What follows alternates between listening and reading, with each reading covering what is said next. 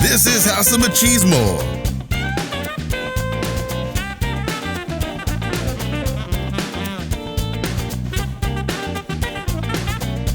With Ray.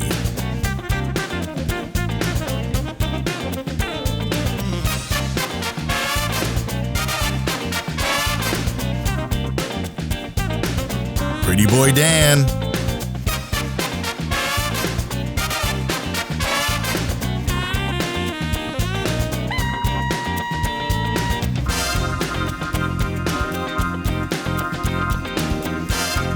Sauce.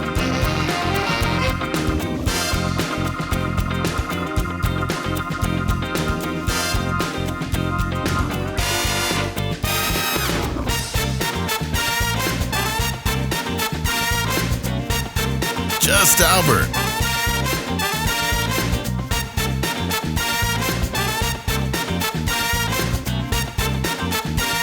And your host,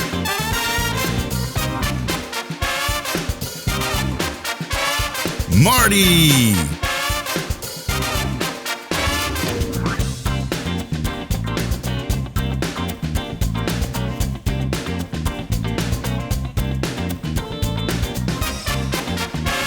This is House of Machismo.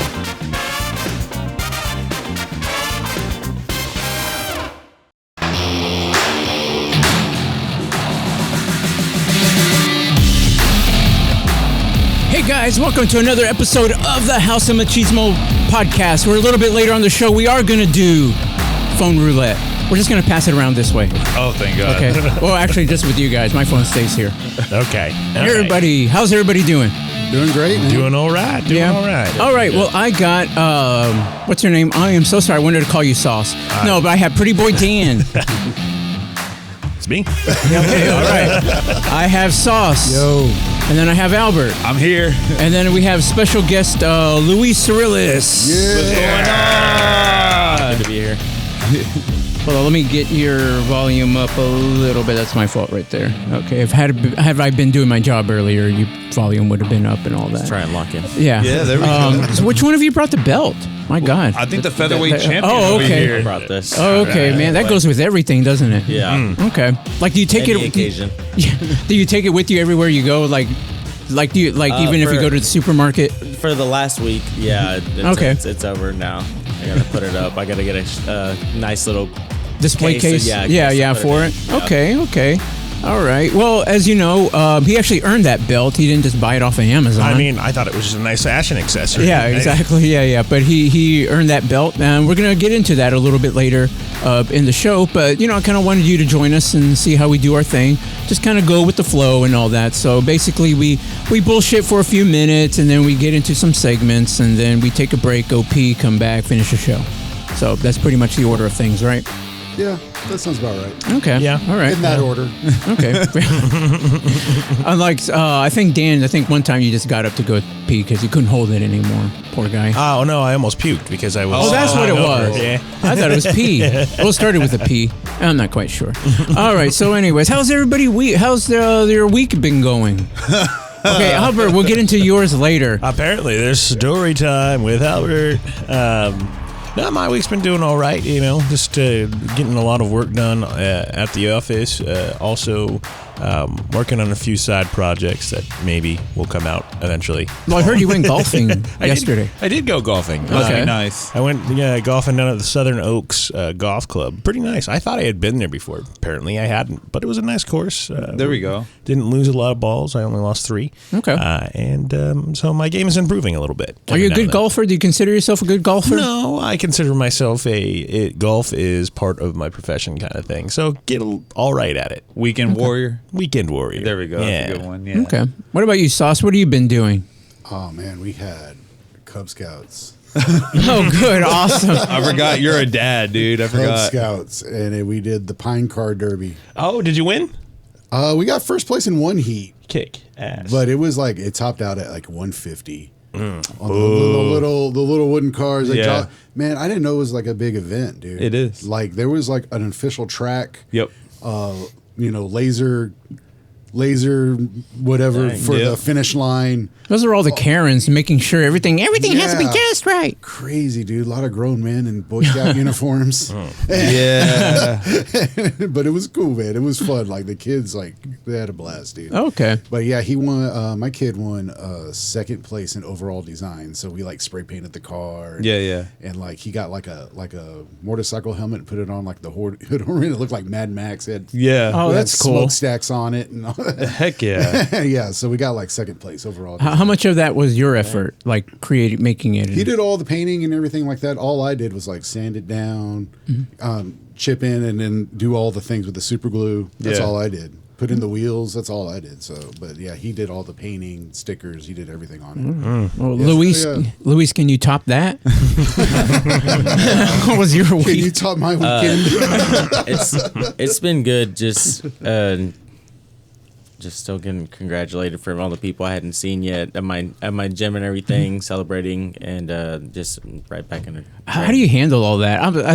I'm a very modest person, so congratulations are cool and all that stuff, but I don't particularly know how to respond to it. That and goodbyes, I'm horrible at goodbyes. I just try to be like thankful. Like after the fight, I probably took like 30, felt like 30, 40 pictures with like fans, and then on top of that, family. Everybody wants to take a picture. Yep. I just immediately like put the belt. I'm like, you want to hold it? You want to put the belt on your shoulder, taking pictures with kids, signing stuff, because it's just like it feels good for people to like want an interaction with you, or just even the people at my gym. I like the praise and stuff because they see how hard that I've been working. Yeah. So it's cool to see, especially from people in the gym, because they actually know how much effort went into stuff. Yeah. Okay.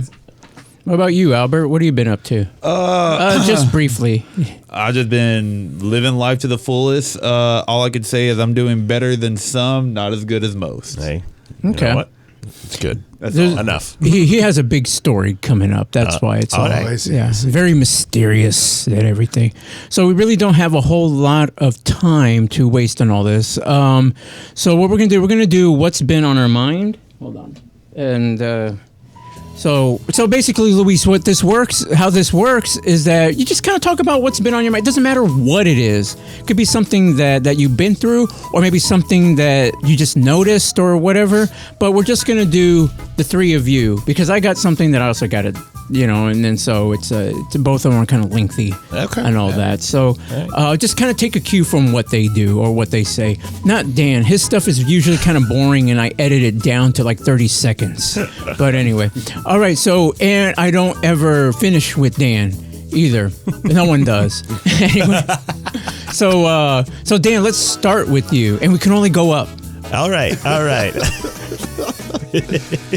So I was at the bar the other day with some buddies of mine, and there was no sports on, and they had a very unique channel called ESPN The Ocho on, and I've heard of this. They had nationalized Quidditch playing in the background, and then when that ended, it was a cornhole tournament called Super Hole 3.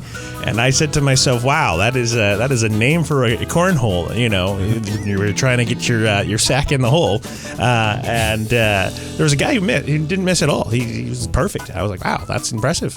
He must have won Super Hole 1 and 2. Yeah, he had to be. He had to be the reigning champion or something. But yeah, I was like, okay, ESPN The Ocho. There's some weird ass shit on there. Some guy at the bar told me that there was a pillow fight competition. They do that, yeah. And I'm like, wow. Apparently, it was only men's that he had seen. He's like, I'm waiting for the females pillow fight. But hey, I don't know when that's on. Maybe that's after dark. I've seen the toe wrestling. Yeah. toe wrestling. Like they get their feet and they lock them in like that, and they're trying to like arm wrestling, but with their feet. Wow. Yeah, I don't it's have crazy. I don't have that dexterity with my toes like that. It's crazy. These are like some like Karen looking women, some beefy minivan women. You know what I'm saying? And they're just like. How do you train for that? No, but yeah, they have shit like that. on Toe there. curls. yeah. Resistance bands. If you win, you get an Odyssey. Right, exactly. Yeah, the one with the built-in vacuum. Yeah. So this what I would say about cornhole is that it's not fun for the person watching it. It's fun playing it, but for the person watching it, you're like, oh, isn't that nice? It was one of the more entertaining things I've watched in a hot second. That's opposed to you like looking at your phone or something. Yeah, you know, yeah, it's like, yeah, but- Did you talk to a girl at least? Yeah, I talked to a few of them. Thank God. They were like, go away. don't. Oh, excuse me, sir. I'm just finally Do glad I that know you're. you? I'm just glad you're getting out there, man. Yeah. Proud of you. No, he's social. Like he goes out and does stuff. Yeah, but He does like way more stuff than I guess some of us do. oh yeah. He does, Yeah. actually. Yeah, he's just not good at it. What's on your mind, Mr. Sauce? So, like, I watched the Grammys Okay. because I love music, but I'm like 5 years behind on music. Yeah, you So are. yeah. I absolutely don't know anybody that was on the Grammys. Did the Bloodhound Gang win a Grammy? I wish. Okay. But what was really funny is that when they did the Best New Artist, it's like basically they played all the artists in a row, like they all played live. Yeah. And it's like one stage they're playing here, and then it switches over to another artist, and they're just like switching over. And it's yeah. So that's like how they did their nominees, and everything looked like a music video, right? And then it was just like, wow, I don't know any of these people. And then it hits a certain 5 seconds of the song, and you're like, oh, I know this song. It's on TikTok, but that's the only part of the song I know. So I don't know any of these people's names, anything like that. And it's like, is that how music's getting now? I only know 5 seconds of a song, and it's like, oh, okay, because it gets stuck in my fucking head, but I don't recognize anything else. Yeah, a lot of the songs are good only for like what, maybe 10 seconds because people use it on their Instagram, TikTok, and all. and then after that, the song's trash. Well, here's the thing. I believe that's actually how they measure the Billboard Top 100 now, right? They factor in YouTube plays, TikTok algorithm stuff, and Instagram stuff as well. That makes sense because I'm definitely guilty of having some TikTok songs on my playlist. It comes on, somebody's in the car, I'm like, I heard that. Yeah, exactly. Liked a bit of it.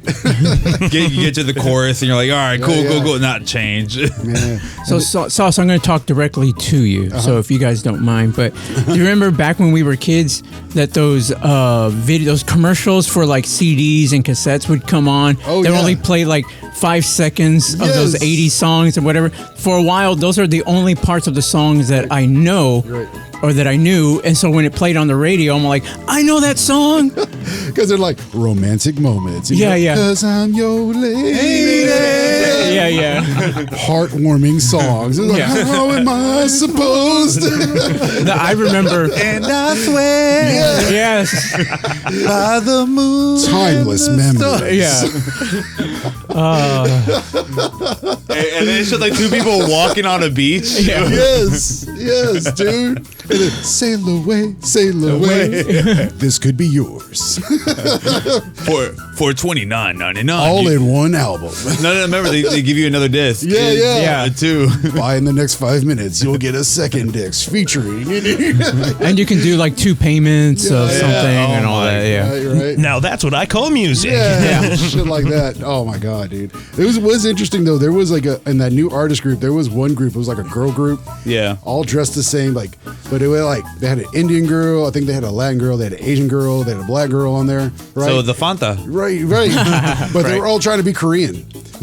Oh, wow. It was really weird. It was like a K-pop thing. It was. Okay. It's definitely a K-pop group, but it had every nationality in the K-pop group. Huh, interesting. Okay. So they can't offend anyone. Right. And then Lady Gaga's performance was pretty fucking cool. It looked like a fucking anime. It looked like a music video that was like an anime. I was like, dude, that was pretty cool. She's always done interesting performances. Yeah. It was cool because it was like more performances than awards. Yeah. And all the shit was like, it looked like watching a music video. Like they were like going at it on that shit. But a lot of it was like, I've never heard this song. I don't know who these fucking people are. And then Post Malone does Ozzy Osbourne. Oh yeah. A little off topic, but is MTV gone? I think it's still around. Is I it just don't still think there? They I don't said think it something does about music. shutting down the actual channels. I think like if you have cable, like it's not on cable anymore. Really? Yeah. Where do you watch it?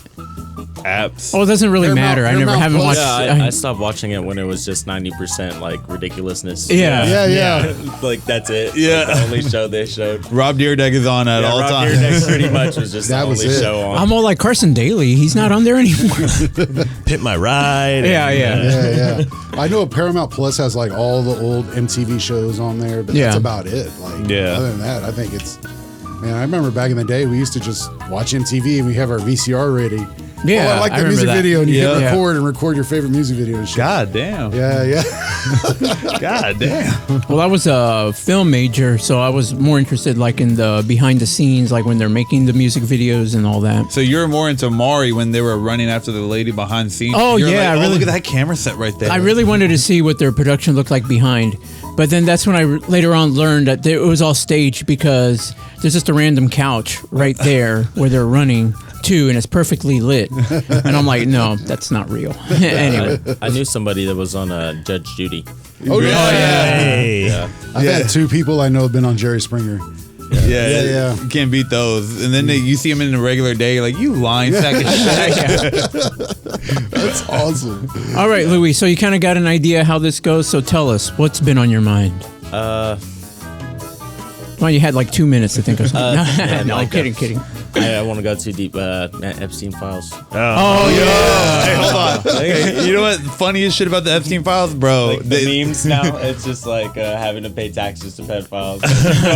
Going to work, knowing we got to pay taxes to like. No, not even that, bro. It's like, bro, imagine how much of a dork you gotta be if you're Elon Musk, bro. Oh yeah.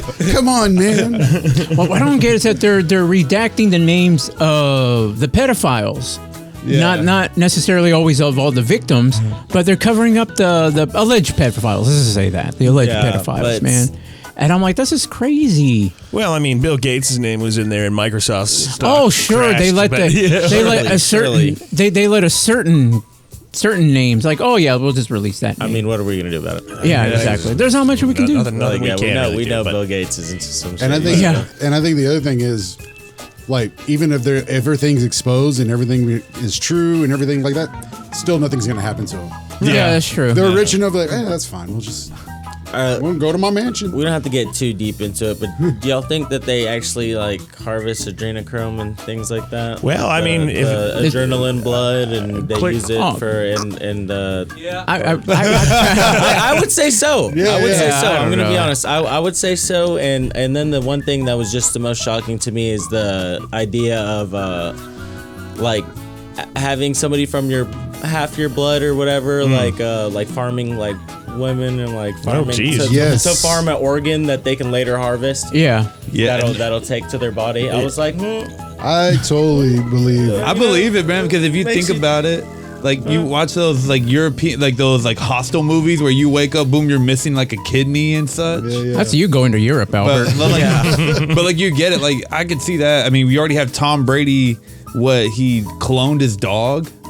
Yeah. Yeah. Yeah, Oh, I mean, several people yeah, have I cloned think their I dogs. think I think it just gets deep, but yeah, I think I don't know. There's just a lot. That's a lot of damning weird stuff, and it's like torture and the like, logic part of me doesn't really believe that, unless there's more information to support it, And so, but the drama queen in me wants to read everything, wants to know. It's like, oh my god, But logically, I'm like, it's not feasible. I mean, for sure, sacrifice. Oh, right? yeah, probably. yeah, Oh, at the probably. Yeah, it least. doesn't shock me one bit. There's already Right. stuff I'm reading and it sounds so outlandish. Like, this can't be real. But then I'm like, But then it's just like possible. it's It's the plausible. same stuff that's like what's his name? The guy that he's really big on InfoWars guy. yeah. Jones. It's the same stuff that he's been saying like years and years and years. It's like, and well, years and years well, he's years kind of ago. like for it now. Like, And release that- the files because he's yeah. like,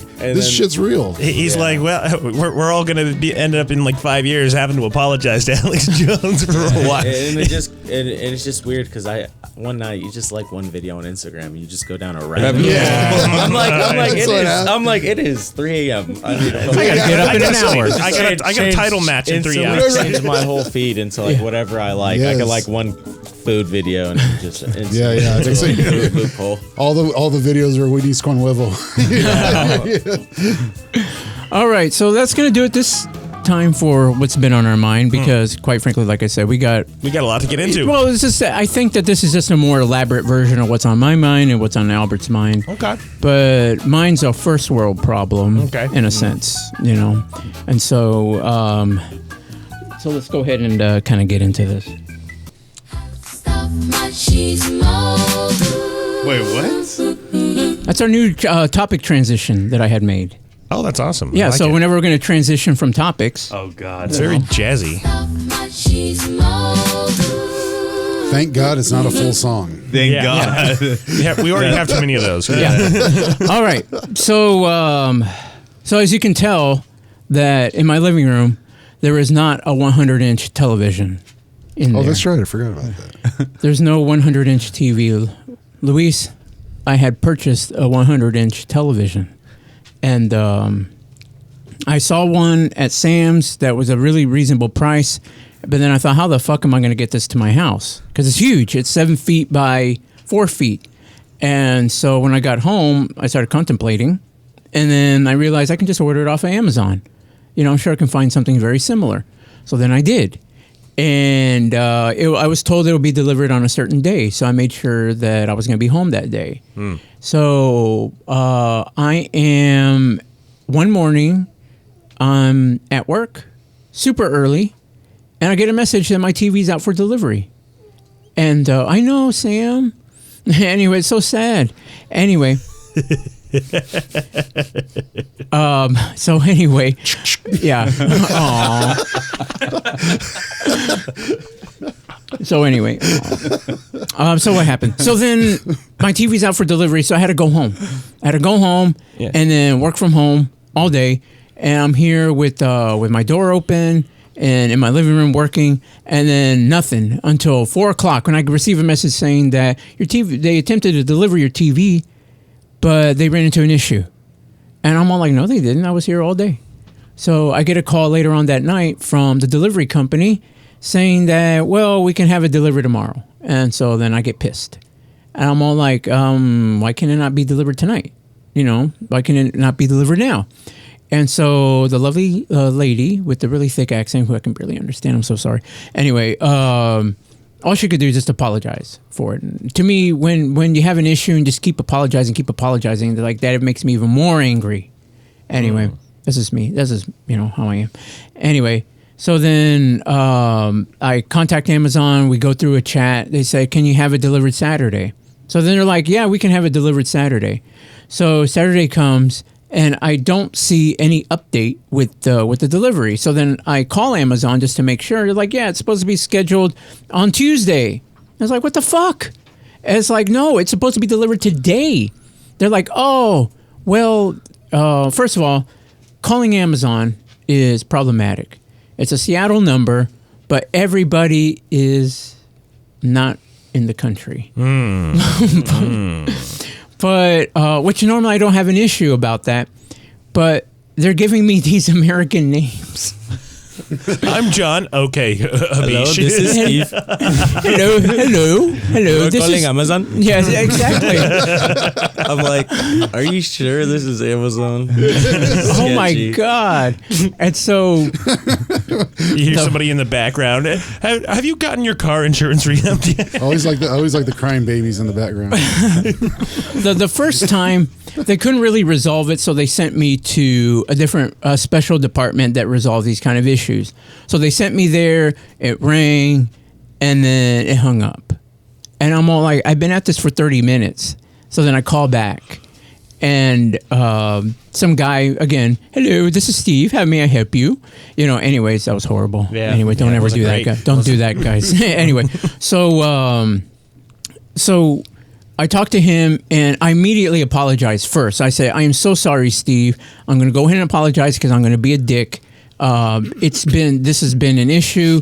You're going to get the brunt of it. You do not deserve it.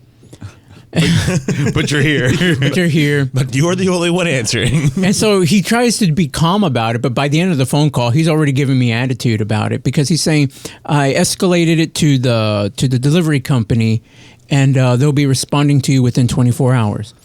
I said, no, that is not good enough. It's not a response that I need within 24 hours. I need my TV delivered within today. 24 hours. Yeah, like today, like it's supposed to be. And so so he starts copying attitude saying, I'm only the middle guy. There's not much that I can do. There's not, blah, blah, blah, and all this. And it's like, and I already escalated and I already did this. It's all that I can do. So then I said, sir, okay, what's your name? And he goes, Steve. Well, I want to thank you I want to thank you for everything you've done. I already apologized. I already knew that I was going to have a big attitude about all this, and I do appreciate everything that you've done. And so, we left it at that. Yeah. He was cool with it. So, so I'm like, well, whatever. I'm gonna go ahead and try and cancel it. Mm-hmm. Not with Steve though. I was kind of done with him. So then I call back. This time, trying to cancel it, and they say you can't cancel it because it's already shipped. And I said, oh, no, I'm going to cancel it because if not, because they hadn't charged me yet. Yeah, that's weird. That's weird. And so I deal with you motherfuckers at work every day. Honestly, yeah. Right? I'm even concerned that the TV doesn't even exist, right? Because if it hasn't shown up, they don't know where it is. So I told them, it's like, I will fucking report my debit card missing so that way I get a whole new debit card and you guys cannot get charged. Because if that TV gets delivered, you guys are not going to get your payment, and I am going to keep it. Yeah. And there's not a damn thing you can do about it. Because what are they going to sue me? It's like, this won't show up. Anyway, it's like, what? Anyway, so they escalated to their heavy bulk department.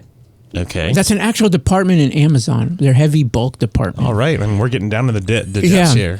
So then they're all doing deadlifts in there. They're just a phone that rings. I'm literally like, the heavy bulk department. What's that? Anyway, so Albert, is that you? yeah.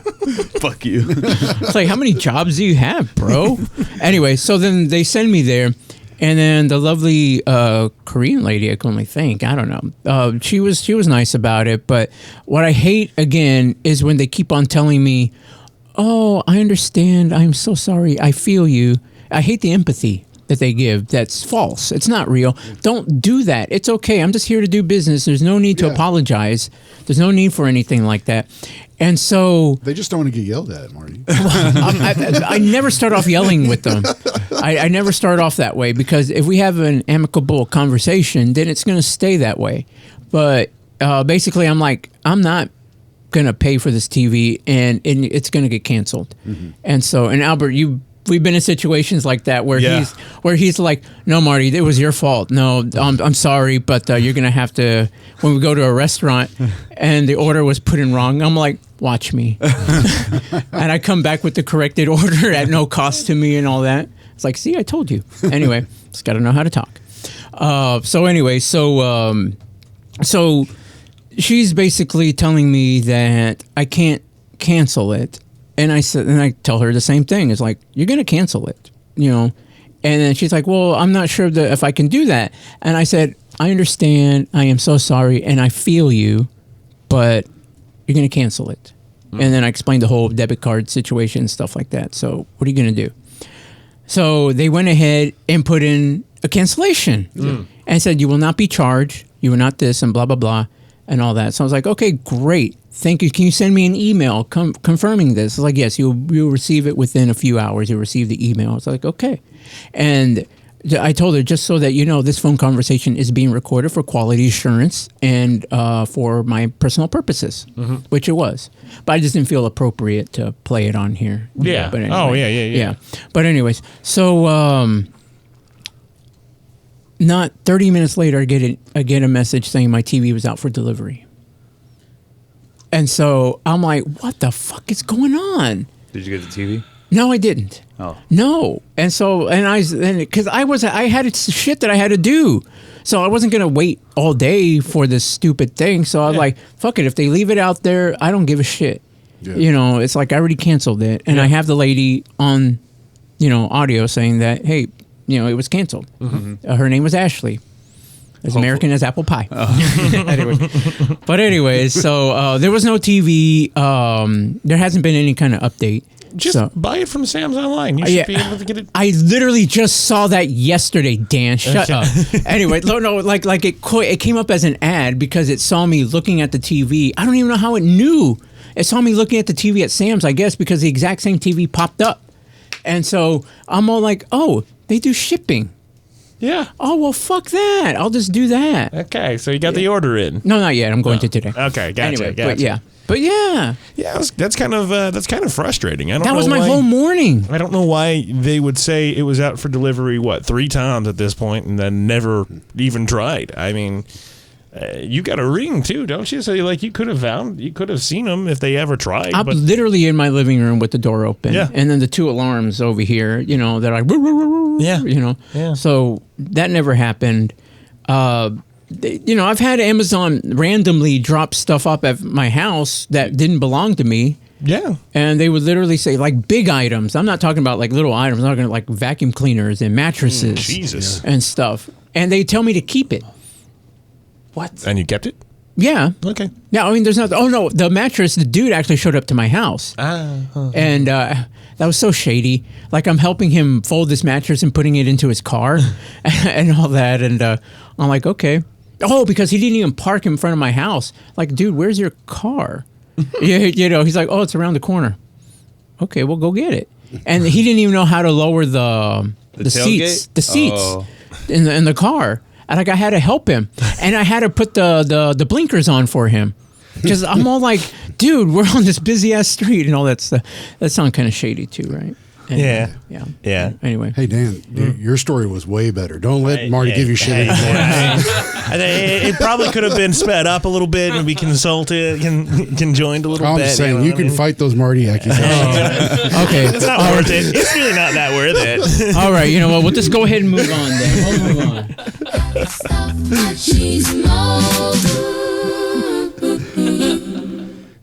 Thank you, ladies. Thank you so much. Okay, Albert. He's already crying over here. I don't know. This might be a bad story, guys. Well. Oh no, I'm supposed to do that thing. What that's thing? right. That's right. Oh, so Albert has a thing. Albert has a different transition. Hold on, I'm sorry. Yeah. We can only go up.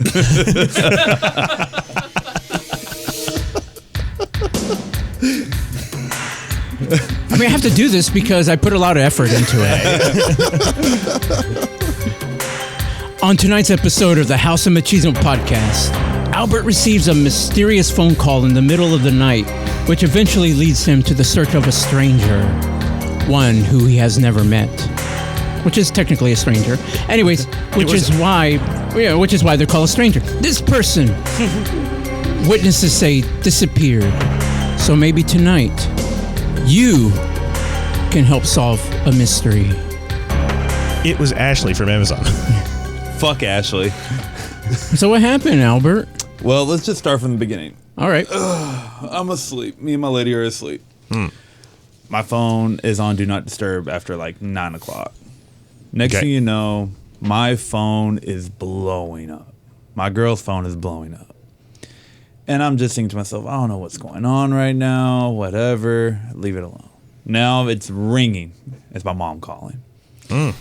And I'm thinking to myself, oh man, okay, you know what? I'm getting ready for the worst. I'm thinking of a family thing. I'm like, no one calls you at that time of hour that's family wise on a weekday. This is also Wednesday night. Yeah, this is Wednesday night, Thursday morning. It's around 12:15. Oh wow. I answer it. My mom says, son, somebody hit your car. All the windows are blown out. Okay, all right, and I didn't really comprehend. I'm thinking my mom's overreacting, so I'm like, okay, all right, cool. I'm going down. I'm getting ready to go downstairs, and I kid you not, I'm parked on a side of a street where it has indentions for street parking. You want to say you and your mom live in the same complex? No. Hang How'd on. your mom know? Hang on. Apparently, it's part of the story. Part of the story. She's the one that hit it. I was saying, what'd she do to your car? Right. Vandalized. Well, I get downstairs and I get to the street, and the funny thing is that I see someone walking out who lives in the same apartment complex. I'm like, oh man, I gotta go see someone hit my car. He's like, oh shit, that's your car, dude. You got insurance? I'm like, yeah, I got full coverage. Dog, you're getting a whole new car, bro. And I'm over here, I'm like, I can't afford a whole new car. I can't afford it. Mind you, I have not seen my truck yet. He's so happy for you, though. Yeah, everyone was excited. I'm over here like, dog, I was almost done paying it off. Like, ugh, shopping for a car. That's what I hate. No, hold on. I get and see my car. bro, my truck got raped in the ass, bro. Someone got rear-ended. No, bro. You know what? Do you have photos of it? Are you pulling it up? Do I have photos of it? Yeah. I'm that good. Hold on. Oh shit, he's about to pull it up somewhere. He does. So when I mean that my car got railed, it got railed. Oh my. Wait, is that yours on the side? Wait, is the one on the side or is it the back one? No, the black one right here. The black one. Yeah, full on. Ooh boy. Whose other car is that? Some random chick. So she's coming. I don't know how, but she flipped her car. Just like a woman driver. Hang on. Whoa. She flipped her car, hit my shit. Hold on a second. Hold on. That's really that's bad, Dan. Asian woman driver. Get it right. Okay. All right. Marty, your segment was better. So when I tell you know, this is what makes it worse. So the cops tell me like, hey, we were trying to reach you. You weren't answering. We went through your driver's license, found your emergency contact, called your mom, yada, yada, yada. First off, my mom didn't answer the first call. My mom actually hung up when she heard Dallas PD. She hung up. And I was like, yeah, my mom's not a snitch. I don't know. I think she probably thought you were going to jail. Hold on. They called my mom again and they said, ma'am, don't hang up the phone. Somebody hit your son's vehicle. And that's when my mom's like, okay, all right, what's going on? My mom thought I got hit. Oh. And then she was like, they were like, no, he's not in the car. No one's in the car. But a drunk driver more than likely hit your son's vehicle. Your son must be somewhere. And kidnapped. Oh, shit. All I can say. Epstein files. I don't know if they're into Albert. I mean, it's just. They got Albert's cheeks and dude, when I all the adrenochrome out of it. Well, this is what made me mad. This is what made me mad throughout the whole story. So she, like I said, she flipped the car. Many witnesses helped her get out of the vehicle. Like they helped her get out of the vehicle, and I'm thinking, like, all right, cool. Why don't y'all make a citizen's arrest real quick? Because this bitch fucking hit my truck. Was she wearing Von Dutch? I don't know. I don't. Where I was at, it's a possibility. That's what I'm saying. It's like Lower Greenville, man. No, this one's in Bishop Arts. Oh, even worse. Yeah. It's somebody with a knit hat or something. Either a knit hat or a scarf, or coming from the Mexican Triangle of Death, bro. All I gotta say is, bro, it's like, look. I got your plates. Yeah. Just come clean, bro. Come clean. Yeah, it's not. So now I got to figure out if my car is going to get totaled. It's definitely somebody that is not from Oak Cliff. He got hit by somebody from Carrollton. Oh, man. I would bet the Colony. But, dude, what I mean by they helped her out, and then they said, like, she waited for a bit, and then she ran off. Damn. Bro, smart.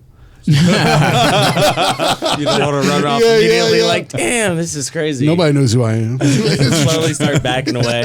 She's like, I'm going to make sure I don't bleed out, right? She's like, oh no, look at this accident. I can't believe somebody caused this accident. yo. Somebody put drugs all in that car. Bro, when I tell you that my baby, bro, it's my baby. She might be resting in peace now. Oh, yeah, that's gone. Unless you got some, like, metallurgy skills that I don't know about. Right, you could save it if that's the case. No, I don't think I can. God, it's so sad. Albert's like, it still drives. I mean, it's more aerodynamic now. I'll tell you that. I can imagine like a shitload of trash bags that he tapes on the back. But yeah, I mean, I don't have to worry about opening up my sunroof anymore. So was it totaled? We don't know yet. We don't know. But everywhere I've been, when I dropped it off to the insurance mechanic shop, they were like, "Oh, so you just got rear-ended? Okay, cool." And when the adjuster showed up and he saw it, he was like, "Oh shit!" Like it scared him. Yeah, bro. Everybody was like, "Yo, you were able to drive it over here?" I'm like, "Yeah, it drives." Did everybody make it out alive? Taillight. The only thing that doesn't work is my blinker. Damn. The taillights work and everything. The brake lights work. The blinker doesn't. Damn. So. Damn. Yeah. Imagine if you were in the car. Bro, there's glass everywhere. Oh, there's glass everywhere. There's glass on top of my windshield. Yeah. And there's glass like all on the dash. It's. Damn. Bro, they had to hit it really hard. And the worst part is that where I was parked at, if she would have actually not hit my truck, she would have drove straight. She would have flipped into the apartments. Yeah. So it would have been even worse. Well, at least it was just your truck, I guess. You know, instead of killing somebody in the apartments. I know, right? Yeah, Albert. Killed somebody, bro. He's literally like, why me? Why couldn't they die in the apartment? Good luck finding a car. Yeah, bro, who you telling? I'm about to go buy myself an old little truck, bro. Just buy Toyota, Honda, or Subaru. That's it. I am not going to drive a Subi. That's a lesbian thing. Yeah. Get a vape. But it's so practical. Get a Kia. Get a Kia of some sort. No. Definitely Toyota. Get your Something shit Toyota. stolen. Well, what mom car are you going to look for? I'm going to buy myself a little ass fucking Chevy box. Just give me a little dog Chevy. You might be able to afford a new Frontier. Those are pretty affordable for the most part. No, we ain't trying to finance. Fair enough. You ain't trying to finance. We are not financing, bro. I literally was supposed to be done paying a car this year. Yeah, I get it. So right now, like literally, I'm like, I'm pretty sure God was like, oh, you want to save money? Let me get that car payment out your way. Zap. So now we know God That right in hates your Albert. butthole. Right in your butthole. Like that, dude. So yeah, so you see my little rental Altima outside. Yeah, that's also not what I was planning to rent either. So he's telling me the second half of the story yesterday, right off of my Amazon high, and I'm fucking pissed. And I'm like, give me your insurance number. I'll get this done for you. But yeah, I'm tired. I can't catch a break. No. Well, I mean, with insurance being there, man, I mean, they can still probably, it might not be worth enough of the car, but like because of the damages that are out there, you might be able to get enough to get a new car. All I'm hoping for is at least 25. I'm sure that the insurance people will give you something very generous. What year is it? 2020. Durango? Chevy Traverse. Oh, Traverse? Yeah. Yeah, you probably get 20. Yeah. I can see getting 20. Yeah, hopefully. We're all making him feel better. We'll give you 16. 10. Yeah. Bro, if I hear 10, dog, I'm shooting myself in the foot. Oh God. Well, that just makes things worse. I was like, yeah, the foot. Yeah, like come on. Now you ain't gonna walk, You're not gonna, he doesn't have a car. He can't walk to get to work. And bro. You better not live off the government. You're just damn doing it. this to yourself now. Yeah. Yeah, I just had a shit I'm gonna week. break my leg. Yeah. I just had a shit week. I had a shit week. And I'm over here with my problems, trying to tell him about it. I'm like, God, you're talking too much about your car. what about my Amazon experience? Yeah, I know, right? My TV. Anyway. Yeah, it was a pain in the ass. It's the worst thing to wake up to, I'll tell you that. I bet. Yeah. I bet. No. Poor Albert. I was in that season for like 3 years where every week there was something going on. Like, yeah, some shit was going to hit the bucket, man. Like, yeah, so I get you. I'm like, yo, 2026 just started and I'm getting fucked. Eventually you will come out of it. I hope. You will, but I'm just saying. It'll be 2029, but you'll come out of it. Sucks now. Yeah. It's very possible. It's still very possible, because in this economy, when a little setback like that, it really will fuck with you for a while. Just be glad that you have the people around you. At least some of the people. I won't help you in any capacity, but in fact, I'll try to make things worse. Right.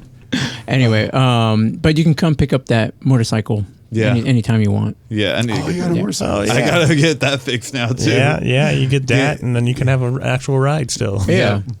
Yeah, that's They're like, what's that wheezing? Oh, Albert's here, guys. Albert's here. 100 miles a gallon is going to save on parking, too. Yeah. yes, it will. You can fold it up and put it in your pocket and take it with you. Yeah, the weather's going to be nice Yeah. for the rest till summer. Yeah, Or Until unless 3 it weeks rains. from now. Do you even have a helmet? You have to wear a helmet. I know it's not state law, but you still got to wear it. I'll find a helmet. Okay. And put one of those suction cup dildos on top. Will you buy like a motorcycle outfit that looks like a Power Ranger? Yeah. Oh my God, no, Oh, dude, yeah. no. Go Albert Ranger. I hate all of y'all. All right, guys. So that does it for right now. We're going to take a little break on the House of Machismo podcast. And when we come back, we're going to find out a little bit more about this guy across the way over here, Luis Sariles, when we come back on the podcast.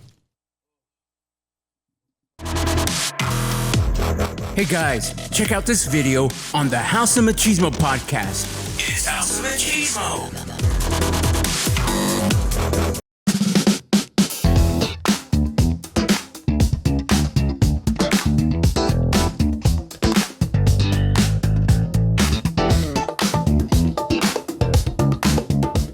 Albert, let's start with a question everyone's been whispering about. Let's hear it.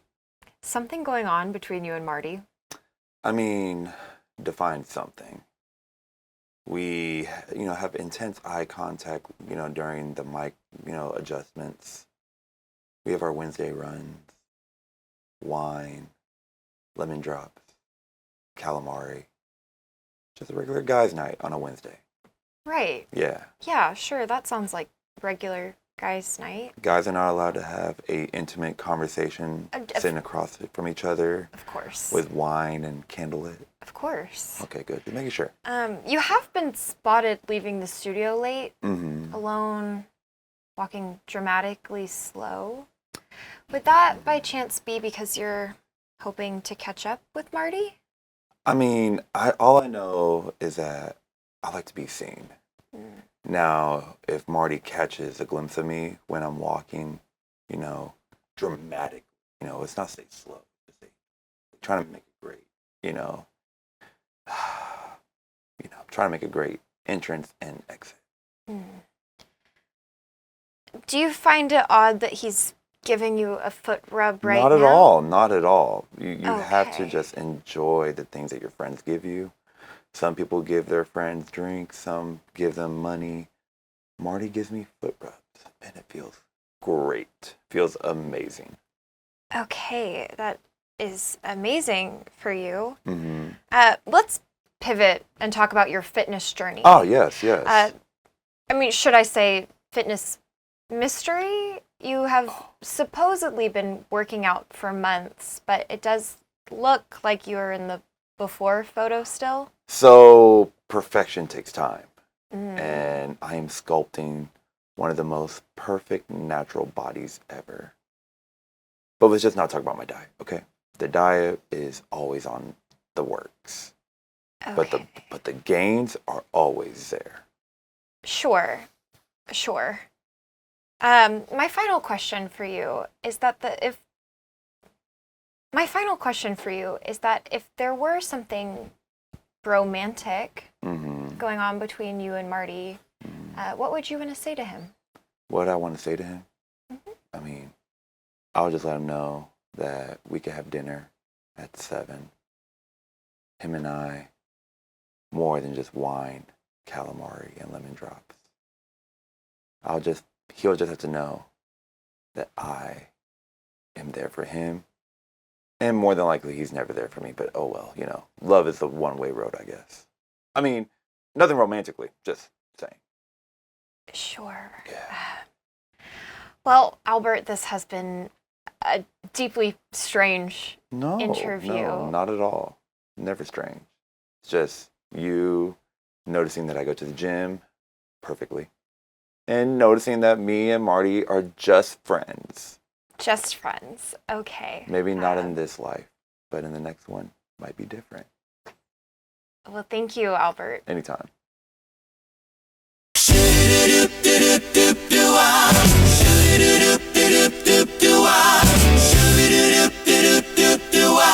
You're listening to House of Machismo.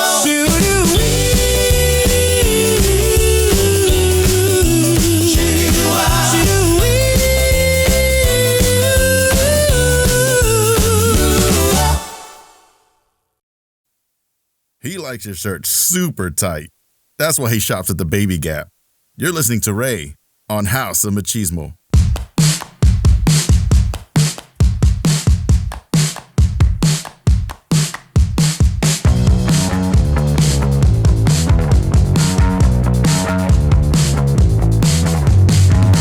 Welcome back to House of Machismo with Marty, Sauce, Just Albert, Pretty Boy Dan, and Ray.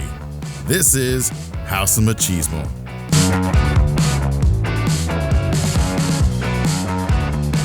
All right, guys, and we're back on the House of Machismo podcast with, I wanted to call you Sauce again. Pretty Boy Dan, Sauce.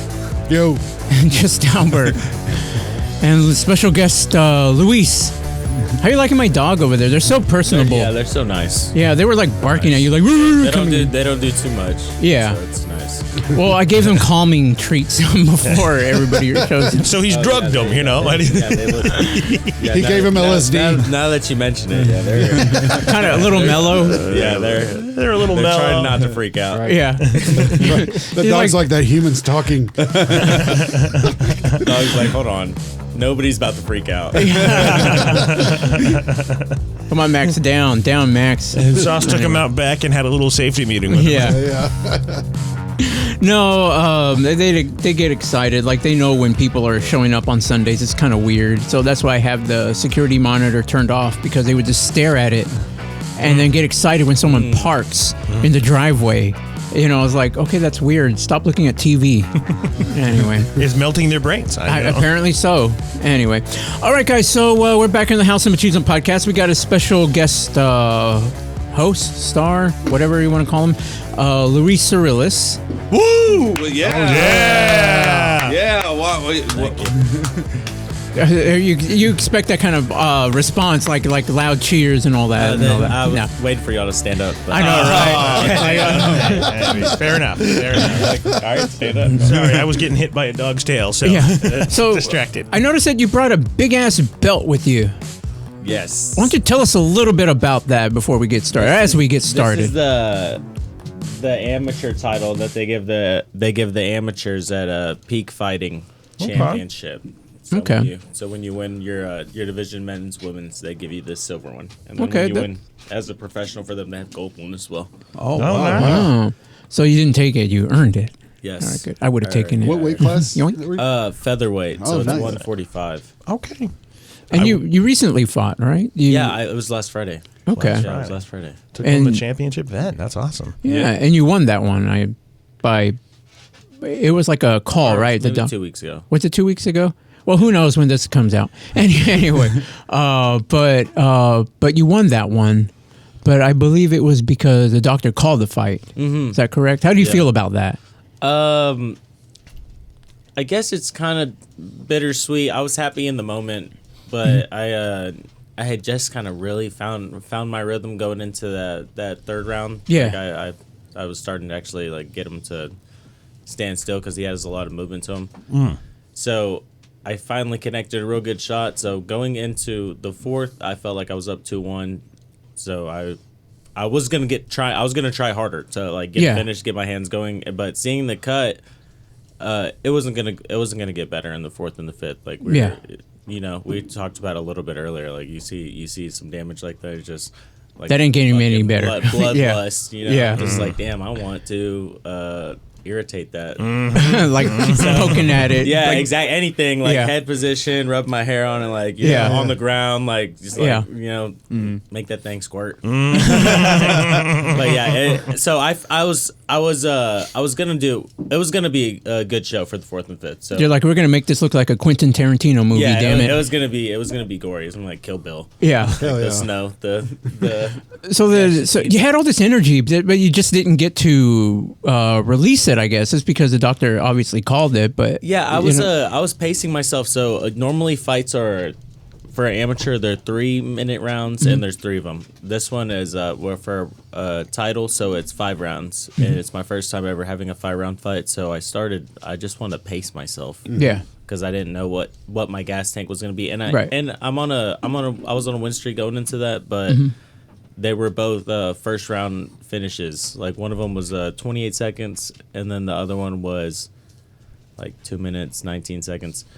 But either way, I didn't really get to test my gas tank, so I just wanted to be really cautious because I didn't want to get in a position where I was fucking like exhausted. Yeah. We didn't even have a stool with us. I just wanted to like stand in between rounds, make sure I was like pacing myself, and it was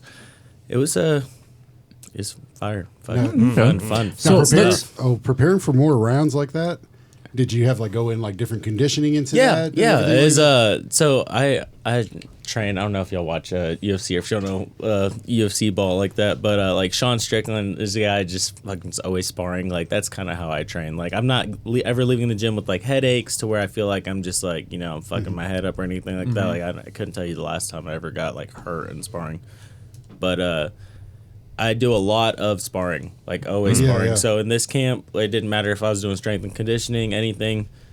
at the end, no matter how tired I was doing 5 rounds in a row of sparring, like MMA sparring. Yeah. So what I was going to ask you, Luis, and this is something where I always try to go, I'm more always into people's mindsets going into anything that they do. So the big mindset I want to ask you was that how does your mindset change from the day that you signed the dotted line to fight somebody, and then it transitions to like literally just going forward to the day of the fight? What's your mindset changing throughout? It's kind of weird now, especially having this too. It's like weird. It's like holding like C4 or some shit. It's like, oh fuck, now like fuck, right? They're gonna give me someone tough. Like, I know they're gonna give me someone tough, and that's what I want. But it's like once I have something announced, or I even like get offered something, as soon as they send me it, they just send me their name and like a record or something, or they just send me their name, and then I'm on Tapology. I'm looking them up. I'm on YouTube searching all their by the organization and everything. So it just like it gives you like the blinders get turned on. You're like, okay, like fight. Once I announce it and it's signed, then it's even more intense. And I'm just like, try not to be in my head too much, because you can always think of like it's fighting. Like you literally signed that you could die in the ring. So, and that's before even an amateur fight, any fight. But it just it just makes it more real, like, and you try not to stay in your head too much, but as you get closer, it gets clearer and clearer and clearer, to where like I'm start to visualize like, okay, bell rings, what's the first thing we're doing? Throw a jab, low leg kick, which way are we going?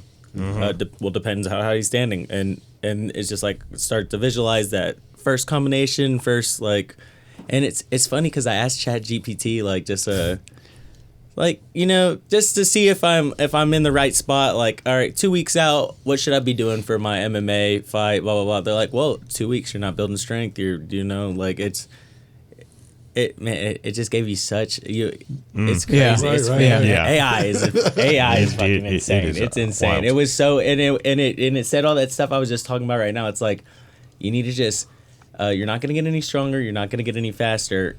We are fine tuning.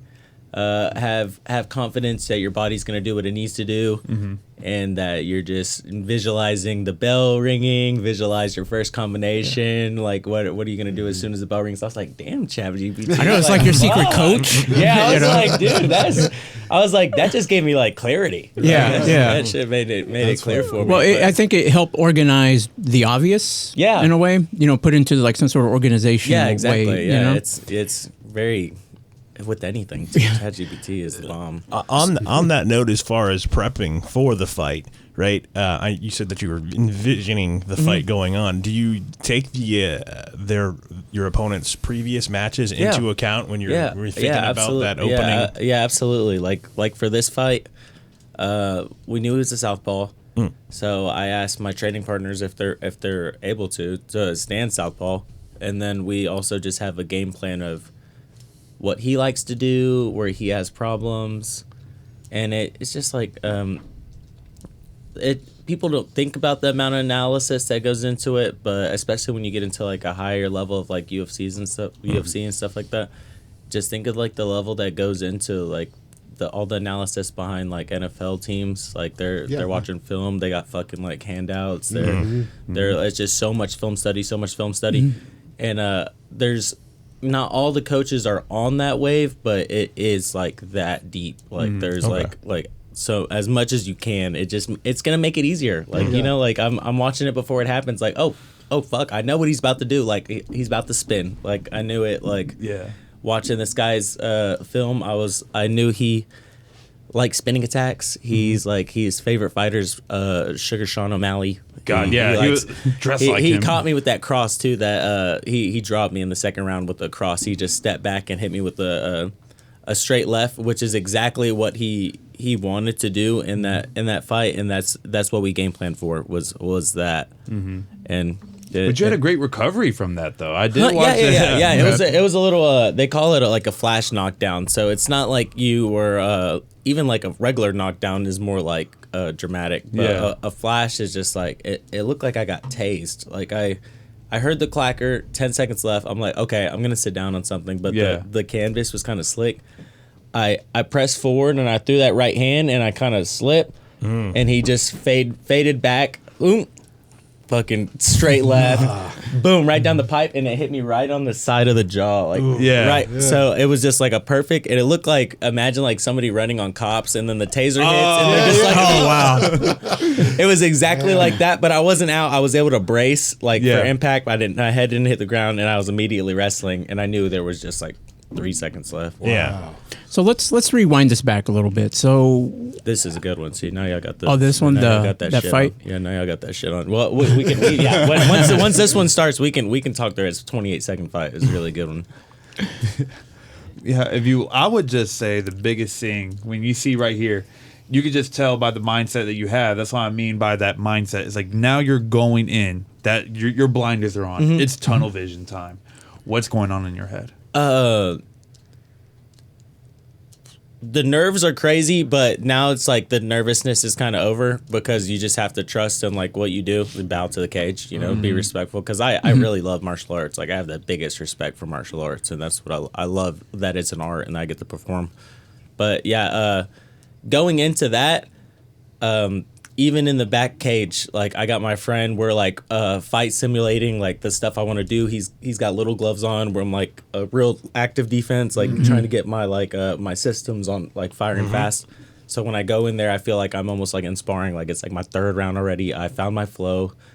I'm ready. I'm just thinking about what I'm going to do, but also thinking about how high risk it is. And I'm almost like reciting in my head, like this is real. Like this is like this is dangerous. Like you're dangerous. Like like you're stronger. You're faster. Like you're reciting stuff. And before I went out in this fight, my friend was in the corner, and this is how I hype up all my like teammates or anybody. He was in the corner telling me as we're warming up. He's like, I took this like on a month's notice. He was like, man. He's like, it's gonna be a highway robbery, bro. Like they think they're setting you up like for their hometown hero. Like he's like, no, he's like, it's gonna be a robbery, bro. I was like, tell me I can fight, bro. Like hype me up. And he's like, bro, you can fight. He's like, it's like breathing air to you. He's like, it's easy. It comes naturally. I was like, damn, like almost like tear up, like thinking about it. I was like, damn, like he said that, and I was like, hell yeah. God, dude, I'm a horrible hype person. Yeah, I was like, you're right, bro. Because he sees me in the gym, like we fight with each other. We've been, I met him at those underground fights. Oh, the ones from the beginning. So oddly enough, he was dating a friend of my sister's. Here, let's get into this real quick. This bad boy is about to start. Oh my god, I'm gonna get so much satisfaction if you kick this white person's ass. So this is this guy's 6'2". Jeez. And that's the freaking builds in this weight class. They're either like I'm tiny for my weight class. So he's 145 at 6'2". Yeah. So I'm tiny for my weight class, but I don't cut a lot of weight, so I have all my power and stuff. So going into this, like my whole style, I like to low calf kick, and I have a big mean power left hook. I want to start the fight off with the tall guy. All I can reach is his legs. It's like he's all legs. Exactly. So so he's all legs. So think about like I can't just start trying to punch him because he's too tall. Yeah. He can lean back easily and still pop me. Chop that. So tree. So chop the tree. So I'm like, as soon as this starts, I'm low calf kick, and then he throws a big head kick. I weave. I'm like, keep attacking the leg, but once he throws one back, I was gonna run him down when he threw a calf kick. Ooh, he almost down. Beautiful technique on the head kick. I was like, when he throws one back, I'm running him. Run him, little hook to the body. Ooh. Fuck yeah. Fuck yeah. And this is my jiu-jitsu game. I just got my purple belt, but this is my game in jiu-jitsu. Oh my God. You got it in the... that was fucking tight. Is front chokes. That's like my whole game in jiu-jitsu. Oh, he's out. That's my whole game in jiu-jitsu. Fuck that guy. And it's a simple game too. It's like any person. I got a guillotine before I ever got into like any training. Like it's just... Dude, it hurts. Squeezing, pulling up, and it's so fast. It's just like you're out of there instantly.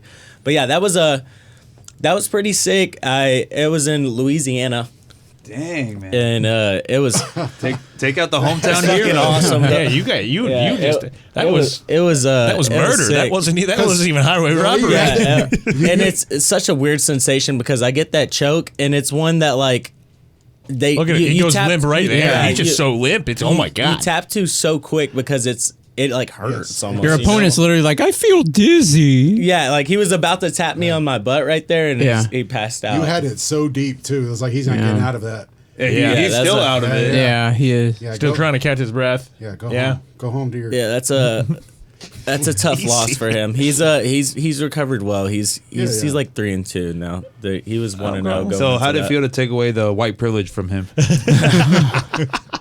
Yeah, they Respect. Yeah. Respect. Yeah, there's always Albert. respect in that ring. It looks like. I don't care what race they are. He's gonna kick their ass. So long as they're not Chinese. No, I don't want to fight any Asians. Yeah.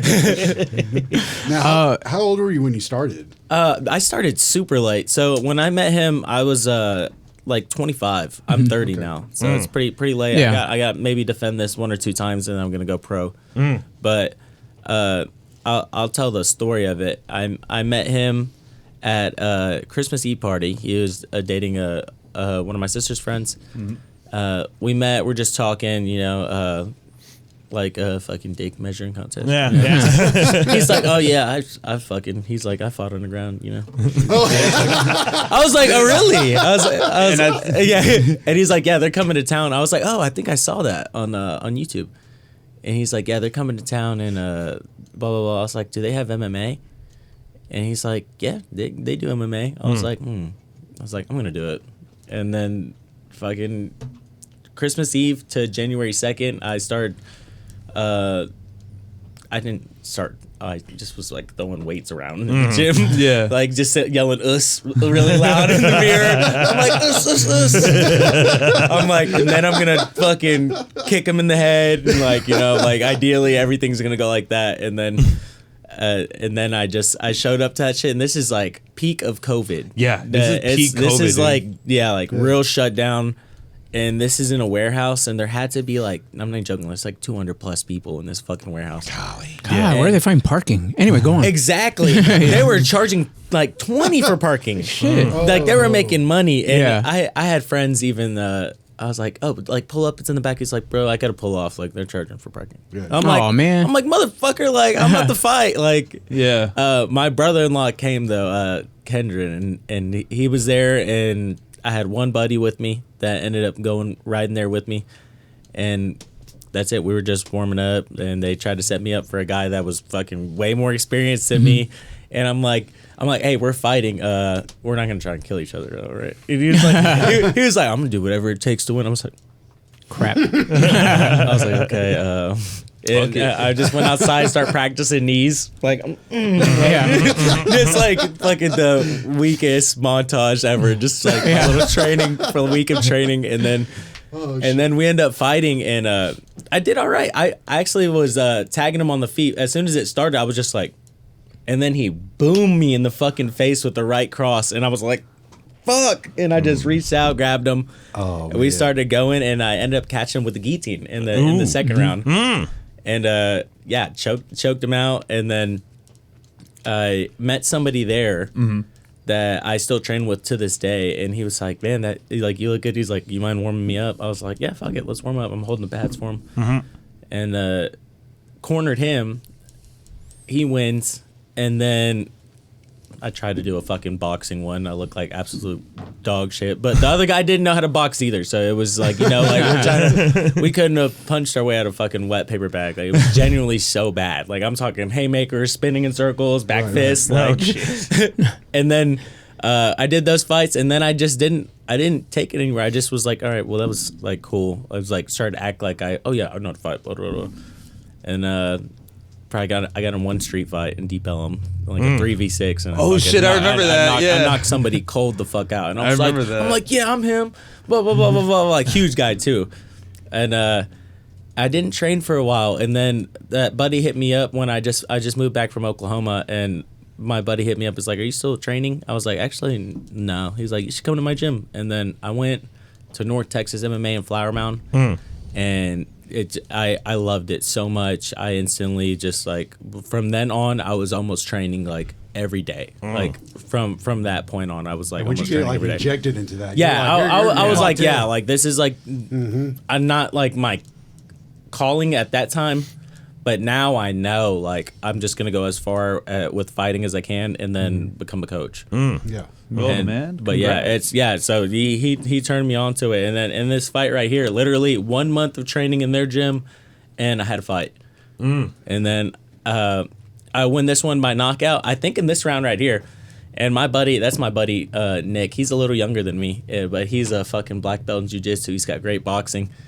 and he's like, hey, you told me you were going to throw more punches. He's like, are you going to throw more fucking punches or not? He's like, listen. He's like, look, 1-2 down the fucking middle. He's like, you said you were going to throw more punches, buddy. He's like, what the fuck are we doing? He's like, walk this motherfucker down. Like, and I don't know shit. I can't even stand up. You're like, barely. yeah, I'll throw more punches. I'll throw more punches. He's like motioning. He's like, that's the fuck you need to do. Do this. And this was oh shit! This is the one I paid for too, bro. This is my first fight ever. This promotion has come so far to the point to where you'll see them in the fucking Galleria, like on buses, like they're everywhere now. This is like their like 7th or 8th one. Now I just fought on their 50th one. Wow. And that was at the Comerica Center. Yeah. Hell yeah. So this was like in a Hilton. This is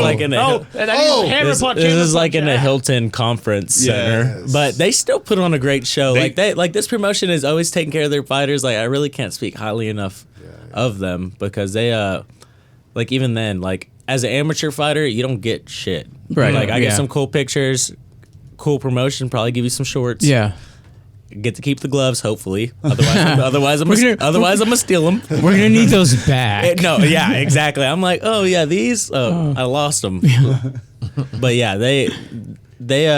So what you want to do as an amateur, or at least what's fun, because I'm really big, like in the scene down here. I don't want to fight people I know. Right. So I would fight out of state, and that's like in Arkansas. But they would give you like hotel for the weekend, you know, like maybe like $100 cash to like make it down there, and like, you know, that's they make it worth it. That's perks. Yeah, that's perks. Like that's definitely cool perks, like a little fucking vacation. Right. Well, what has all this done, like fighting MMA and all that? What has that taught you about yourself? Well, one thing especially is that I can be really passionate, and I can be like consistent with something. Like my life is just inconsistencies. Like dropped out of high school really young. Like never held a job down, and now like I'm at a job like for a year and some months, like longest I've had a job. And it's just congratulations. I really do love it because I'm serving. I'm not breaking my back, and I can just go right back into the gym after. You know. Have you ever been passionate about anything more than this? No, I haven't. And that's what was so awesome about it, is just like I found like a calling in something that was like positive. It wasn't like, you know, it was just like drinking with my friends, or like, you know, it wasn't just like wasting time doing something that didn't matter. And at first I was like, yeah, maybe this is just a big waste of my time. Like I'm not doing shit. Like, but that's what I would say to myself is, you're not fucking doing shit anyways. Like, fucking, like, you know, try it out. And like it is.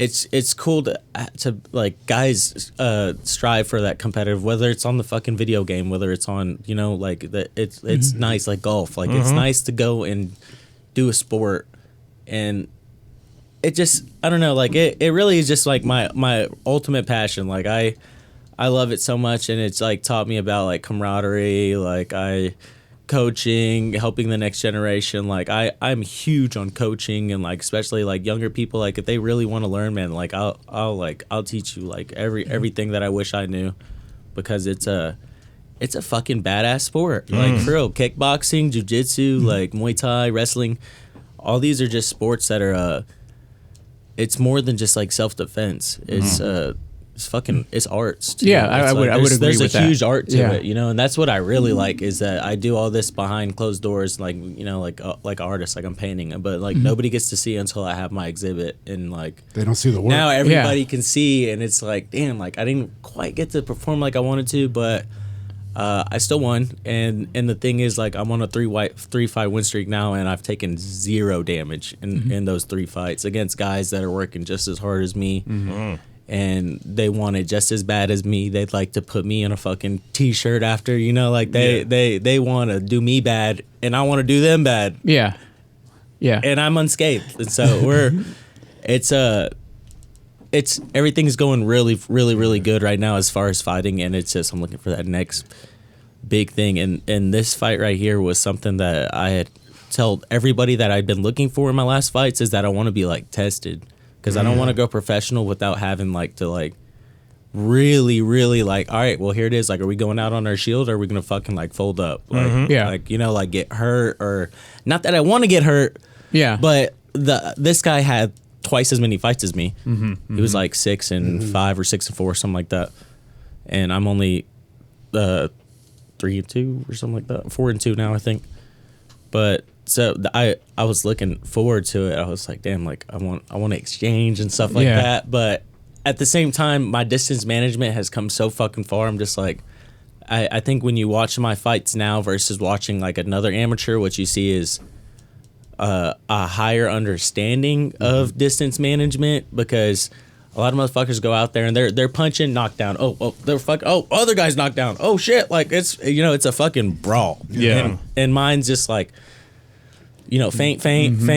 Like maybe like 2-3 strikes. Like, so it'd probably be like 10 feints, 2-3 strikes. You know, like the feint level is very high, because I want these shots to be safe when I take them. Exactly. And it's I can't thank MMA enough, and just like the first coaches that I fucking had, because I love it. I love it. And I love coaching, even just like my friends get the yap, and I'm like, bro, I should fucking hold some pads for you. Like, you know, like hit some fucking mitts. What are some misconceptions you think people get about MMA fighting?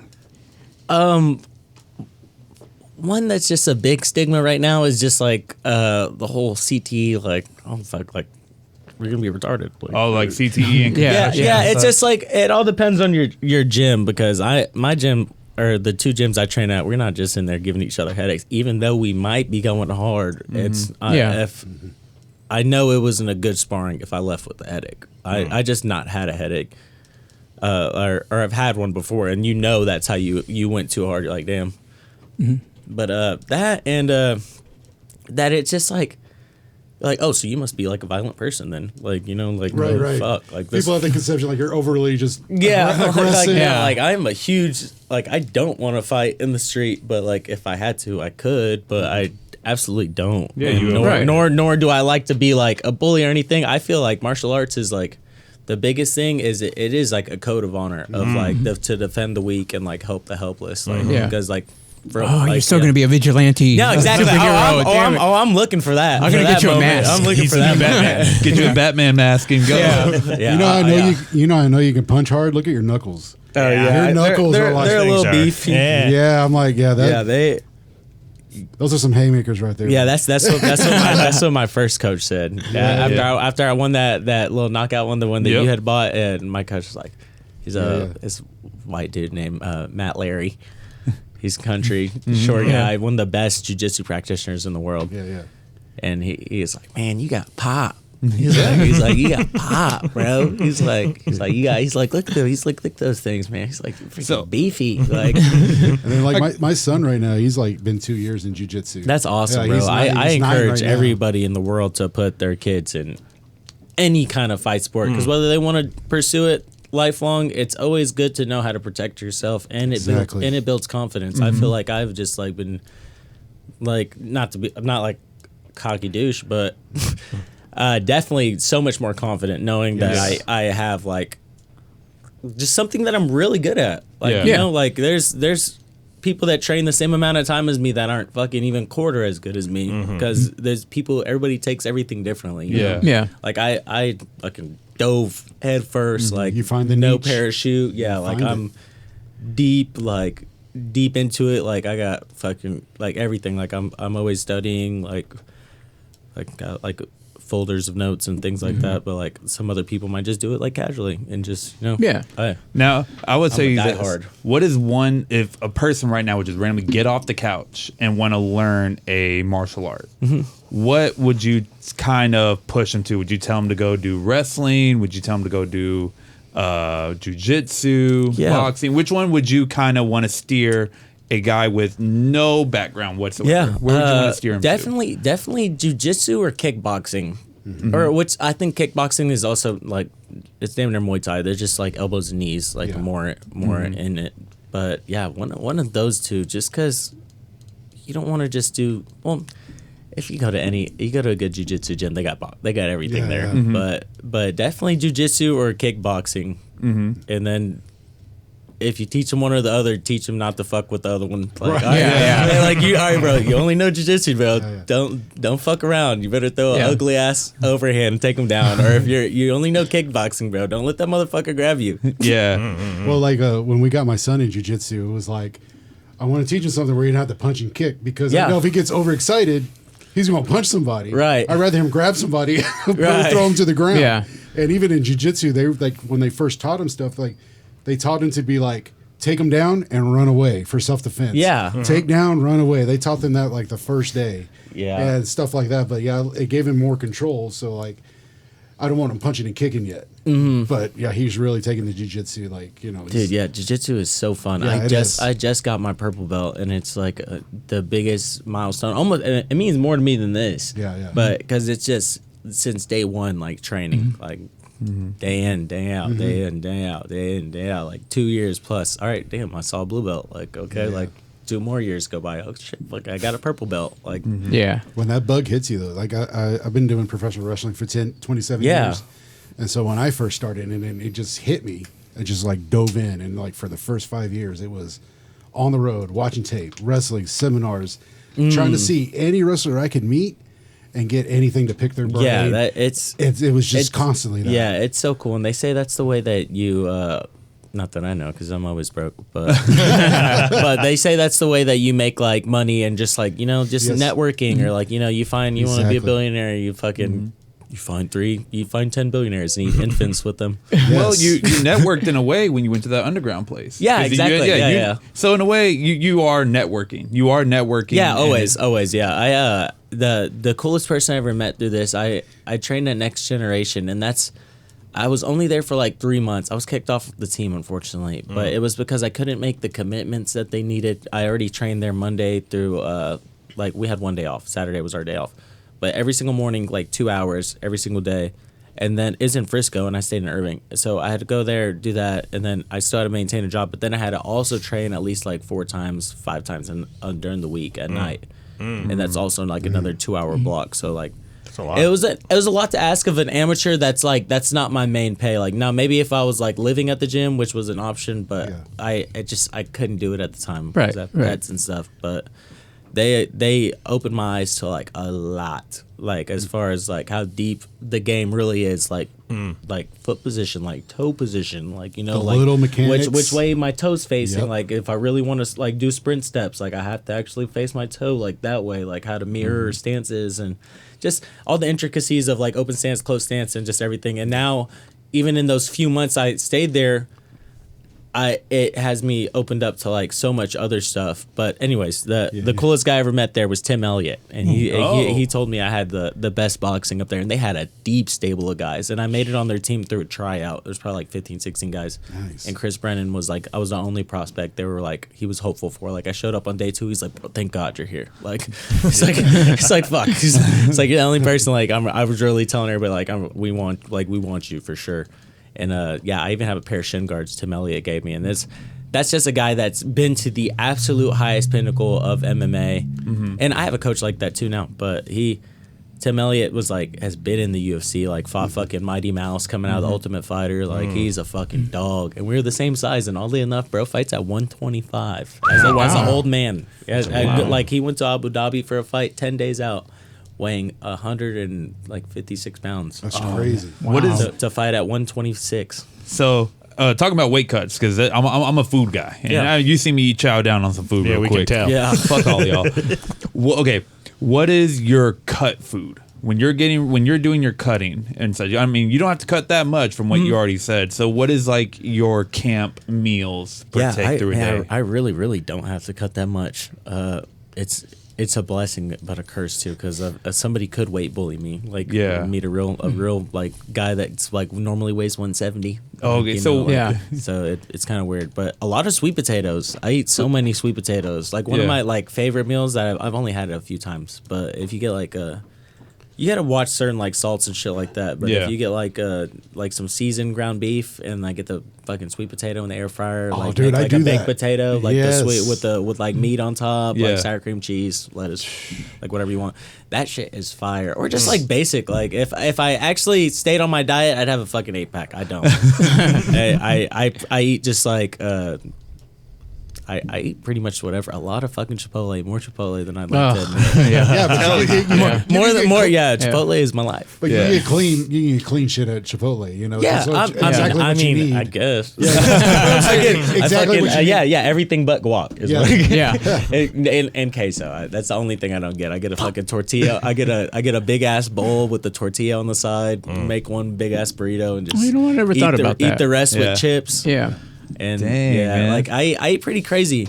This cut was I think the heaviest that I'd been before I made it to 145, and I was that Monday, weigh-ins were Thursday. That Monday I weighed like 162, but it's because we're in the fucking ice still. I just hadn't been to the gym as much, and I'm just eating a lot, and I smoke.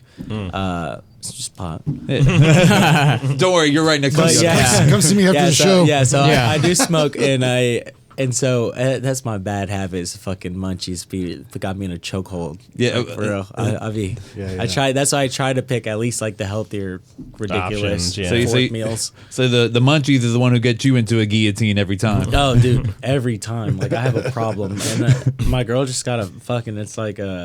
It's like a Disney brand, but it's like a bowl to make ice cream, and it has like a thing you put it in, and it just like spins, and you just pour the ingredients in. You just pour like milk in. Like mine, my simple cheat one was just like milk, fucking mash up like some raspberries, throw that shit in there, some honey. Ooh, nice, dude! Sounds It's good. fucking just like basic ass ice cream, or just like any flavor you want. That shit is so fucking good. That does sound good right now. All right, so we're gonna do. You're our first guest of the year, by the way. Oh, awesome! Thank y'all for having me on. By the way, I've had a lot of fun. This is fun. Man, glad, dude.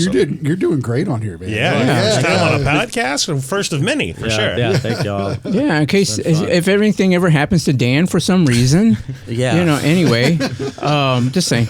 Okay, so we're gonna do our very first House of Machismo questionnaire. All right, cool. So these aren't necessarily about fighting or anything like that, but it's about you. We want to know you. Okay. So first question is, what's the first thing people usually get wrong about you? When meeting you, what's something that they get wrong about you? Fuck. These are deep questions. By the way. I don't really know. I'm pretty well spoken. Okay. Like so, I'm really laid back. Okay. People might think I'm more. I don't know. Like descriptive terms and stuff like that rude, escape me. Yeah. Or like like I could like be like angry. Don't talk to me like that. Yeah, like I'm just like. Yeah. You don't kinda, like, you don't always face. smile or seem but okay. Not at work though. At work though, I'm a dweeb. I am a dweeb. I get to doing fucking zesty shit with my hands. I'm like, I was like, don't do that, bro. All right, guys. And if you need anything else, I'll be walking around. I'm like, you're putting down the cups. Good evening, everyone. How's everyone? Oh man. fantastic or great choice. Yeah. Oh my god. Pointing at them, you get Well, what's something that instantly puts you in a bad mood? Laziness. Like in the gym, like as a coach, it's the regimen at my gym's getting turned up. Like we're like I don't. You don't play. I like to play around, especially when there's shit to do. And like at work too, like man, motherfuckers get to just sitting by the fucking computer. Like I just got into work. Brunch saw fucking 400 plus 600 people in the morning. It's a fucking shit show. Everything's out. It's just a mess. Yeah. But the PM shift comes in and they're fucking like leaning on shit. I'm like, bitch, if you don't grab a tray, like we need to clean this bitch up. Just when, especially when there's stuff to do, because I'm one to like relax and like, you know, I like to get high and chill. But not when there's work to be done. Yeah, not before I worked out or I got what you needed to get done to get for that my day. shit done. Yeah. Even though I struggle with the stuff outside of like fight sports, the only thing that I've like really like I'm really tough on myself on. Mm-hmm.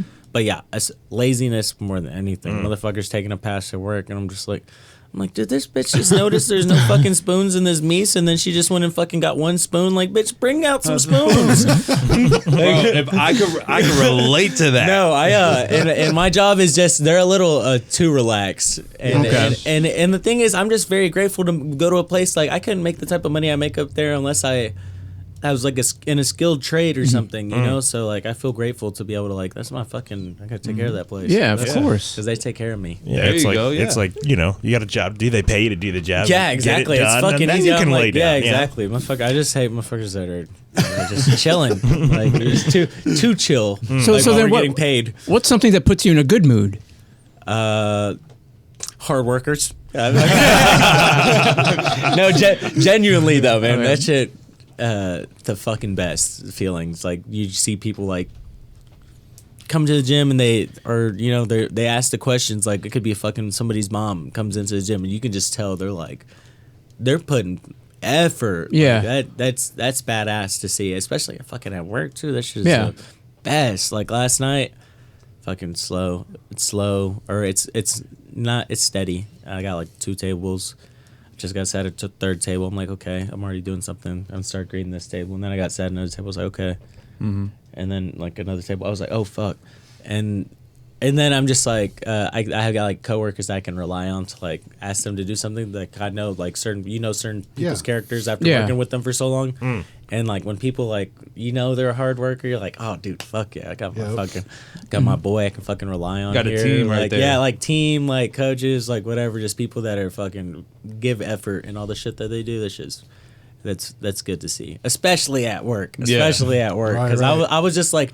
I was like, bro, I'm fucking weeded. I was like, hey, can y'all just go look at the bar and get anything that has my fucking name on it? Like, I'm behind. Like, I'm weeded. But yeah, especially hard workers are just hard to come by. They are. People that are just positive. Like, it's easy to just fucking complain. Complaining is easy, but it's you're seeing the brighter side of shit. I'm like, well. We get to be here. Bro. Negative energy. Negative energy is a real thing. No, for real, and it's easy, and I find myself doing that too. But I forgot what the saying was, but it's just like don't like something about just being embarrassed. Like don't let somebody hear you. Like don't be complaining in front of others. Yeah, Like, yeah. Well, damn, I did a lot of that this morning. or not too much. Like we can gripe and shit, but it does like. But like sulking in it. Yeah. It's like, oh, this fucking table. Like, dude, they're gonna fucking leave. I promise. Like, well, what are you legit afraid of? Like,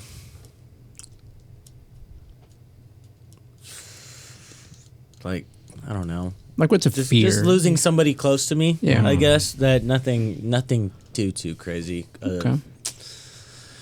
What's the best advice you've ignored? Damn, I never even thought about that. Fuck. That's a deep one. Couldn't tell you. All right. Well, what does success actually look like to you? Being able to go and just do things without having to worry about like how much money spent. Like I heard one person say a good way was like it's like a teacher or something. Maybe it wasn't even the greatest analogy, but just being able to go out with your wife and just like enjoy yourself and just have a really nice evening, not really have to worry about like what you spent that night. You go out and spend like $300-$400 and just know you're not like all right hurting the next day. Like exactly. Like just being financially stable. Yeah, and Not having to worry about for me, money. as far as like fight sports, making it to Contender Series like by 33, like That'd be good. Just making it to Contender Series, making it to UFC, making it to where I'm making fucking at least 10,000 to show up, 10,000 if I win. Yeah. Shit, if I can make 20,000 for a fight, I'll do that and serve at the restaurant, and then show out that night, and I'll show out. Yeah, I'm doing it for free. Get the Rolex on. Yeah, exactly. I'm doing it for free. Nah, man, wear the Casio. Wear the Casio first. Yeah. So last question is, I want you to. It's not really a question, but I want you to finish this sentence. People would be. People would be surprised to know that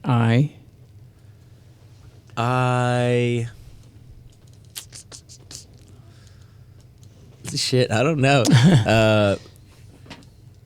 I mean, I guess I'm starting to look more like a fighter. My ears are fucked up, so I don't think people are surprised when they find out that I do some kind of fighting. Yeah, I get asked a lot. You got cauliflower ears? Yeah, they're kind of right there on the I see it. like a dog nibbled on them a little bit. Okay. But yeah, okay. Not really sure. Yeah. Not really sure. Right, actually, yeah. One last question. Yeah. What size underwear do you? Extra medium. Extra medium. Okay. I say that because we have some House of Machismo They shrink underwear. Oh hell yeah! So we have. Hold on. They Are shrink. you trying to get me to send you a selfie in these? How'd you know? Bro's trying to set me up. He's like, all right. Hey man, the next weigh in. Go Yeah. The next weigh in, bro. Go throw these on. And, We're gonna take some photographs after this show. Hey, we got to get you that 20,000. We're gonna sell it. I got some lotion in the back, some oil, just In the back? What are you talking about? It's in the front. Just get nice and glisten. Yeah. And now hold the belt. I got a lot of baby oil. No, these are nice. Oh, thank you. These are nice. These are good quality too. Oh well, thank you very much. these are I didn't make them, but yeah. No, anyway. Yeah, But, they're good. He hand sewed them. well, I want to thank you for being a guest on our show. It's been very interesting. You taught us a lot. Great content and all that stuff. I would think, guys, right? Yeah. Oh, yeah, No. he did. But definitely want to have you back. Definitely. Yeah, it was you super know? fun. I'd like to get Amazing, more into dude. like I love comedy. Yeah. Like for real. Like Oh, did you find any on here? I don't know. Anyway, I try to make it. Yeah, it's just very difficult. It's funny looking guys. Yeah. Oh. One of us say, I know me. Funny smell. Yeah, that too. Yes, 2 dogs, a cat, and me. I mean, come on. What do you expect me walking to the house? But thank you for coming to the show. Definitely want to see you go. I definitely want to go see you fight one of these days. Yeah, for sure. Hopefully there isn't like a big snowstorm or ice storm the next time. That's crazy too. Because I had another fight. It was my only fight I did at 135, and it was too big of a weight cut. I lost by split decision. I didn't have no fucking energy to fight. It was so bad. But the fight got postponed a week because of tornadoes that weekend. So so the weight cut was fucking terrible for me. It was at the same weight, damn near like 156, but I cut down to 136.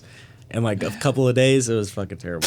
Well, so that's 2 times I've had fights postponed because of weather. Yeah. Do you have anything coming up or any? Oh, they're looking for me for an opponent right now, and I'm not. Dan, come on. I'm not sure who, but they're gonna get it.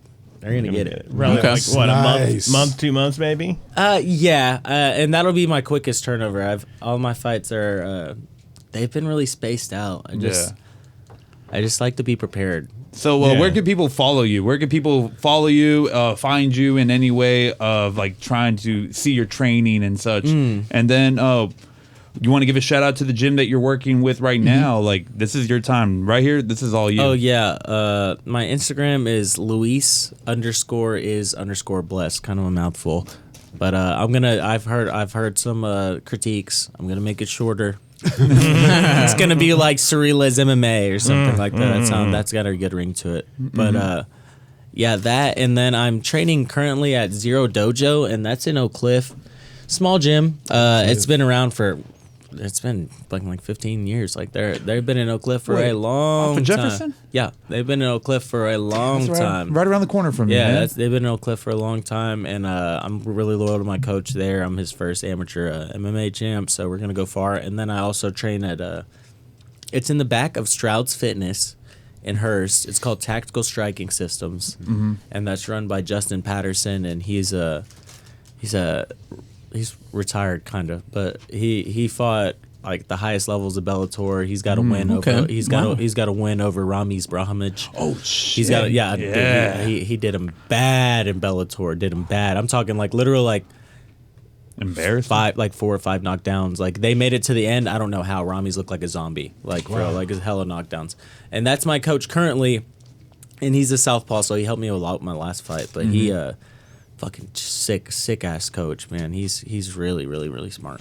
And don't forget your last coach, ChatGPT. Oh yeah, ChatGPT. You know, shout out to ChatGPT. For the positive reinforcement. Yeah, ChatGPT is the go. You know, fuck water. Who needs it? Yep. All right, guys. So according to the dogs, because they always seem to know when we're wrapping up, that's going to do it for this week on the House of Machismo podcast. And remember, be kind, be nice, be awesome. Peace out and stay safe. Yeah, thank you so much.